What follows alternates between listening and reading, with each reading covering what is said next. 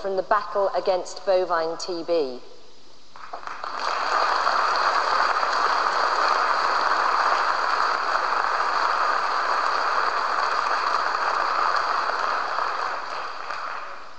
And as we prepare to leave the EU, it's crucial that we provide our farmers with certainty and continuity. So it's really important that we've been able to confirm the same level of agricultural support until 2020, and that we'll honour all environmental agreements signed before the autumn statement for their lifetime, even if they run beyond our departure from the EU.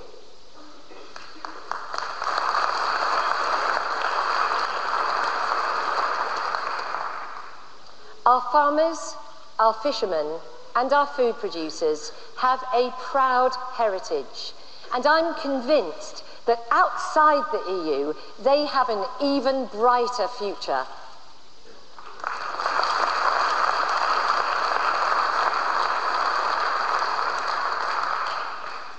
Now, those with good memories amongst us will remember Mrs. Thatcher's speech to party conference nearly 30 years ago. In it, she said, "No generation has a freehold on this earth. All we have is a life tenancy with a full repairing lease." Well, I couldn't agree more. Today, we continue to lead on the environment, committing to being the first generation to leave it in a better state than we found it. Connecting people with nature and developing a long-term plan for the environment are central to our ambition. Many are lucky that their children can just step outside to enjoy the outdoors, but fortune or luck should have nothing to do with it. It's pretty shocking that in the past year, 1 in 9 children hasn't visited a single green space. Yet we know 2/3 of people live within 30 minutes of a national park or an area of outstanding natural beauty. Our plans set out how we want to engage children at every stage of their education, introducing them to the wonder of the great outdoors. And as part of our manifesto commitment to plant 11 million trees by 2020, we're working with the Woodland Trust to get more trees into school grounds. And we're also making great progress on the English Coastal Path, a 3,000-mile footpath extending around the entire English coastline, opening up our countryside to all. I want everyone, whatever their background, wherever they live, to have access to a clean and healthy environment.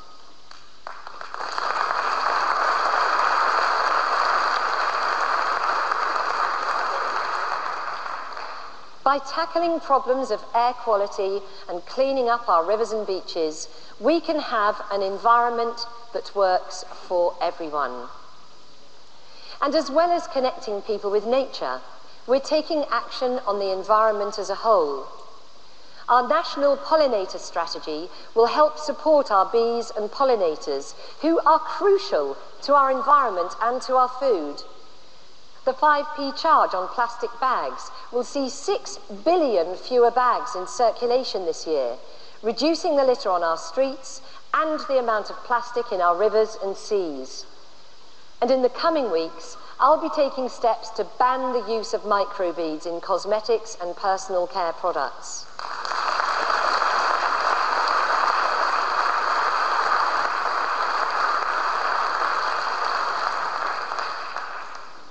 I'm truly excited that our departure from the EU means we can develop policies that are tailored to our most precious habitats and wildlife, not a one-size-fits-all approach for 28 member states.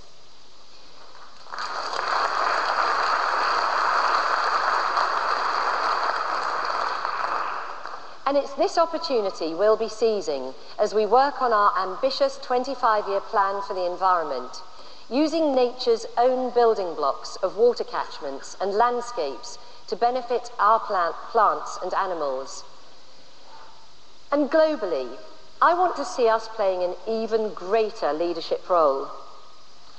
Last year, as Energy Minister, I was so proud to see the UK taking such a central role in the Paris Climate Change Agreement. And it was great to hear the Prime Minister say that we'll be putting that agreement into law this year.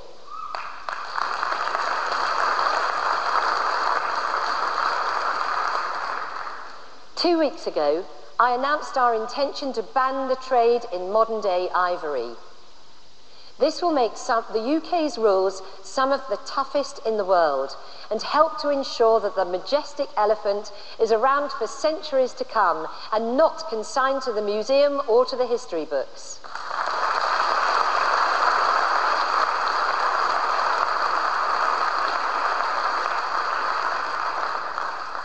And we're doubling the size of the blue belt around our overseas territories, creating a protected area 4 times the size of India and safeguarding the incredible seas and wildlife of islands like Pitcairn and Ascension. This is just the start of our ambition. So, there is of course much more to do, but I'm determined that this government will continue to champion our countryside and our environment. I truly believe our best days lie ahead of us. And that's why we're putting in place the policies to deliver a rural economy that works for everyone, an environment that works for everyone, and a country that works for everyone. Thank you.